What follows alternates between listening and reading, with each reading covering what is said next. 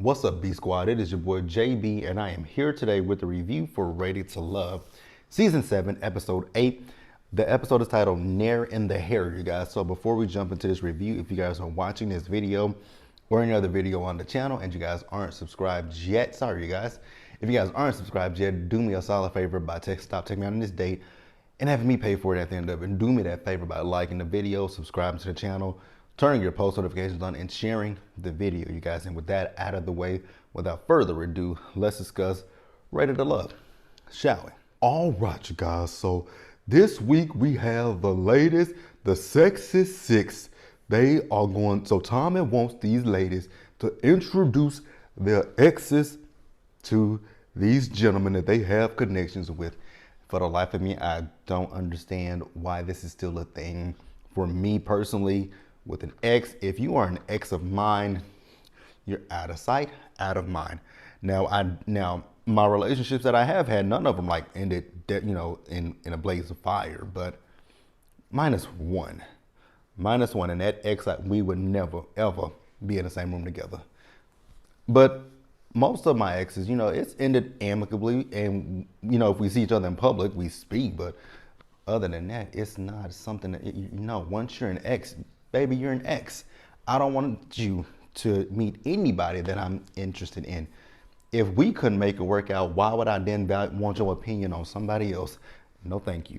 So, Jeffrey, she stayed behind to tell Tommy that, she's only been in serious relationships. One of them, I think she said, was a high school relationship. They were together for 12 years. He's the father of her kids. One is father, I guess she might have 3 kids, so he's the father of, I guess, 2 of her kids, right? And then another one she was with for 3 years, and he's the father of her youngest child. And neither one of these men are in their kids' lives. Now, that part I understood, I don't want a deadbeat to meet anybody, right? But it just kind of raised a little, but you guys know from the jump, I've always kind of had a little, my antennas have been up with Jeffrey, right? Because I was like, so granted, I wouldn't, again, you guys just heard what I said about an ex. Once we're done, right? But girl, there ain't nobody that you dated in between the 12-year and the 3-year relationship, because that's a big gap. You were together for 12 years, 12 and 3, unless you took a whole, y'all were together for 12 years, right? So you broke up. And did you just, never mind. But it's a little bit more that she's not telling. Now, I don't really want to, I don't care, but hey, I feel like there's more to it. So Tommy told her basically, so what I want you to do is sit down with the men that you have a connection with and explain the situation to them. So that's what she's gonna do. So the first date we see is Morgan. So Morgan is meeting up with her ex, whose name is Junior, and she's introducing him to Lyndon and to Tony. Now, before we talk about this date, I do want to discuss something. I want to talk about something. So you guys remember in my last review, I was heated and pissed off because Tony had said something to me on Twitter, right? And I addressed it in the video. Well, I didn't know that he was actually watching my review. So he watched the review and he DM'd me and he actually apologized to me, you guys. So we had a kind of a decent conversation. Well, it wasn't no kind of decent. We had a decent conversation with each other and we talked to each other.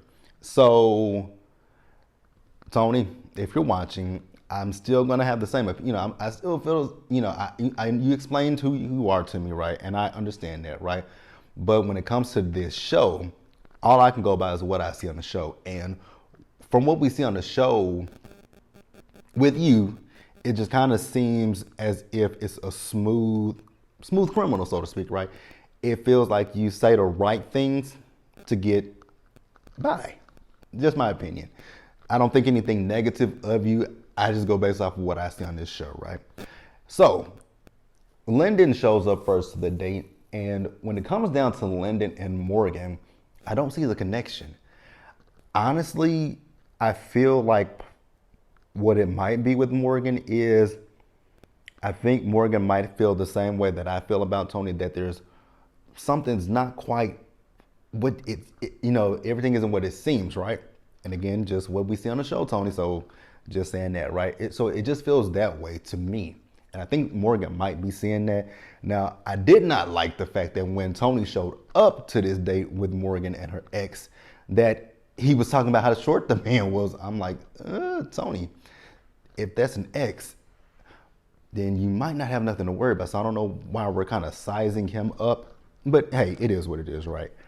So again, like I said, when it comes to Lyndon, I just don't see the connection, you guys. Tell me if you guys see it. So now here's the thing that kind of threw me with Morgan. Now we remember earlier in the season that Morgan said she had never been in love, right? But with this ex right here, Morgan said to him that she told him she didn't want to be in a relationship, right? That she just wanted to kind of, you know, I forgot what word she used, but like tear the town up and stuff, right? And I was like, so did you mean you just want to have sex with the man? And then along the way, you guys got into a relationship with each other. And then what really threw me was when he said that it was a shampoo he was using. She said, don't use that shampoo, use this one. And I was like, unless she took the Nair out of the Nair bottle and put it in, which is probably what happened. Damn, that's fucked up. You Naired this man's hair because you thought he was cheating on you. This is kind of like with Monique on Love After Lockup. Like, if you think a person is cheating on you, confront it. First of all, confront it, right? If you don't have proof that they cheat, oh Jesus! When it comes to men cheating, if I feel like you're cheating on me, I'm gonna ask the question: are you cheating on me, right? And I'll say if I find out, it's better if you tell me than for me to find out, right? I ain't gonna do nothing to you, but it's gonna be hell. I'm going to, like, I retaliate, and it's not the nicest thing, right? So at one point in Morgan's interview, she was talking about the fact that she's starting to see the red flags with Tony. I'm like, shit, I'm seeing red flags with you too. It ain't just Tony, it's you. The fact that you Naired that man's hair, that is scary. Let me know what you guys think about it. But we're gonna pause here and move forward. If I missed anything, leave it in the comments. And also, Tony, if you watch the video, you can chime in the comments too, Tony. If you watch the videos, chime in. Feel free to chime in if we missed anything. But let's pause here and move forward. So the next date, which was even worse than Morgan's date, is Cynthia and the father of her children meeting with Aunt Andre and with Anthony. I was thoroughly confused with this date. Now, granted, at one point, Andre kept talking about his accomplishments and his accolades, that he was on Forbes, and I was like, sir, for what? And then I was thinking to myself, I hope the hell you went on Forbes with this shag on your head, right? Her ex, when he said, this is your guy with the shag on his head, I cracked up laughing because it was kind of funny, right? But when Andre sat down, the ex was just coming at Andre, asking him, you 39 and you ain't got no kids. Why don't you have kids? Sir, that ain't got nothing to do with you. When was your last relationship? Again, that ain't got nothing to do with you. When was your last fling? Again, that has nothing to do with you. Now, granted, I get that he's going to be coming, if he and Cynthia make something work, that he's coming into your children's life. You just need to worry about who he is as a person. If he's going to be a good man to your children, that's all you need to worry about. This is why I say I hate this part of the show when we introduce the exes to the next. No, if you are, and with Cynthia's ex, I have so many questions, right? You're the father of her children. Why aren't you, like, I would have flipped the tables on his ass so hard. Him and that fake ass chain that he got on his neck, because I guarantee you that his chain was not real. I would have flipped the shit right back on him. I would have been like, you know what, bro, I get it, right? You are the father of her kids, right? But let me ask you a question. Let me kick it to you old school style, right? What did you do in your relationship with Cynthia that you are not with her, that she is in this process trying to find a man that's going to love her? What did you do wrong? It's something within you too. So for you to sit here and try to grill Andre and then grill Anthony, and when asking Anthony about his daughter and the mother of his child, what happened with them, Anthony was like, we put so much focus on their personal, their business, their work life, right? And they didn't have enough time for each other. And then he asked him, how many relationships has you been in since that one? He said one. And I was still thinking to myself, if y'all don't flip this back onto this nigga and as this nigga, why ain't you with Cynthia? Did you cheat on her? What happened in your relationship? Because y'all have kids, right? Why aren't you with the mother of your kids? Why didn't you try to build a home with the mother of your children? Like, absolutely not. So eventually both Anthony and Andre left, and honest to God, I didn't blame them because that man came in way too hot. Like the energy that he was giving off, it would have just been, I would have met him with combative energy. Like I would have matched his energy, period, point blank. Like he just was a no for me. Absolutely not. So then we get Jeffree. So Jeffree went out with Mark Anthony and Blue, right? So she told Mark Anthony and Blue that, Tommy wanted them to introduce their exes, but she couldn't do that because her exes are also the father of her children and they're not in their kids' lives.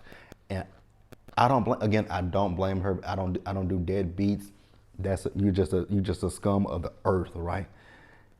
Now, I just want to say, Blue, for one, seemed disinterested completely, right?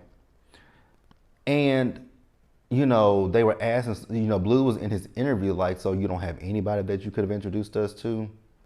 Maybe, I guess not, right? Now, like I said earlier, I did have that question, right? But again, and I asked that question because I just feel like there's something Jeffree's not saying. But for me, like I said, I wouldn't introduce an ex to my next. It's just not gonna happen. I would have to forfeit, like if I were to audition for this show, which I have thought about it, if I were to do it, I would just have to forfeit because there's just no way that I'm introducing someone from my past to someone that is in my, present or future, right? I'm just not doing it because I don't wanna hear what you have to say. I don't give a damn what you gotta say. Like, that makes no sense to me. I would do like, what's his name did on Ready to Love, Walter. Was it DC? When that woman with the long fingernails, I think Sabrina said that woman wasn't really his ex. I would do something like that. Find somebody in production to pretend like they my ex. But as far as me introducing my ex to somebody, I don't even have any, like, I'm not as bad as, I have my little cousin. She's worse than I am, right? When she breaks up with somebody, she changes her phone number. I don't do that, right? But when I break up with somebody, it's typically, I just never double back. Scratch that.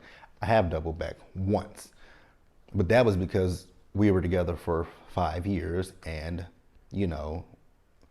we broke up because of distance, because I wasn't doing a long distance relationship. That was the only reason why we tried to double back. But yeah, let me know what you guys think about Jeffree. We're gonna pause here and move forward. All right, you guys, so next up, we're going to do the last 3 dates because they were all, no shade to the people, but they were just a little bit on the boring side. So Mercedes introduced her ex to Anthony and Mark Anthony. So listening to this date with Anthony and Mark Anthony, more specifically Mark Anthony, right? When the ex was asking Mark Anthony questions, I'm going to use something from Married at First Sight. With Eris's hating ass cousin, how she talks about Jasmine and she gives, basically rehearsed answers. Mark Anthony's answers were very much so rehearsed. And I was like, I just don't believe anything that he's saying. With Anthony was talking about the fact that, Mercedes says that they're yin and yang, right? It's something, for me, I think it's really, really interesting because we don't know a whole lot about Anthony at all. We're really only starting to see Anthony towards the tail end of the season because if you guys go back, we never really saw Anthony at one point. We never saw Anthony, but now we're starting to see Anthony a little bit more. And so I don't really feel like I know Anthony like that. And again, that goes to editing, right? And that's one of the other reasons why I would Ready to Love. I feel like Ready to Love would be better suited if they just actually put the people in a house together and filmed it that way, right? But it is what it is, right? So I believe, if I'm not mistaken, that Mercedes' ex said he likes he said he likes Anthony as opposed to Mark Anthony. He felt like with me, Mark Anthony's answers were just a little bit on the rehearsed side, right? So then we have a date with Marcia, Blue, and Tony. I'm trying to figure out what I want to say about this date. The first thing that I want to point and say is I don't know why Marcia, and I know Marcia sees my tweets, right? I don't know if you watched my video, but with Marcia, I don't know how Marcia feels that there was a connection between she and Blue. I mean, we saw it a few episodes ago when she was talking about she doesn't do outdoor stuff, that Blue automatically put her in a friend zone. Now, in this particular scene, Blue said that, y'all not doing this show. Oh, sorry, you guys. I was thinking about something else. Okay, so Blue said that, and I said it out loud. Blue said that he has two connections. Who are they? What two connections did Blue have? I was so confused, right? But I guess the ex-boyfriend was like, kind of how do you place them? Is it me or did that her ex look like Dr. Eugene from Married to Medicine, Toya's husband? I'm sorry, nothing. Got nothing from it. But the ex likes Tony, right? I don't even remember if Tony said anything. Did Tony say anything? I don't remember. He did say something, and I forgot what he said. It's the crazy part. I forgot what Tony said. But he did say something. I just don't remember what the hell he said. You guys will tell me in the comment section below if he said anything, because I just don't remember. So the next date is Pick Me Susu and Anthony and Blake.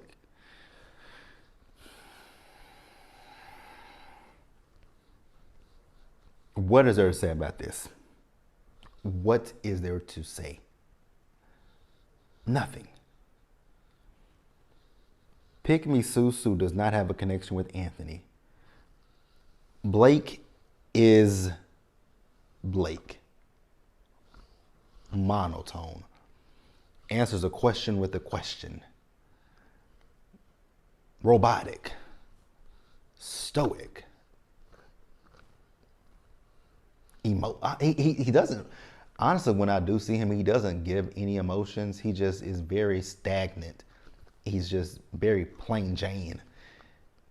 And then, like I said, he answers a question with a question.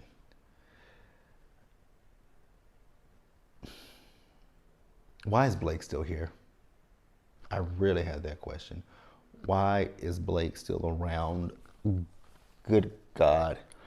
So we get to the ladies' lounge after the dates, and I don't even want to talk about the ladies' lounge because I just don't understand what we're doing with this show at this point, right?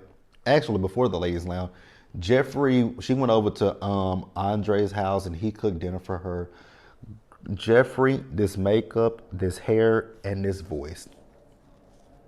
Ooh, and more specifically, that voice. God, Jeffrey's voice is so, it's like nails on a chalkboard. It's bad for me. But yeah, I didn't get much from that date.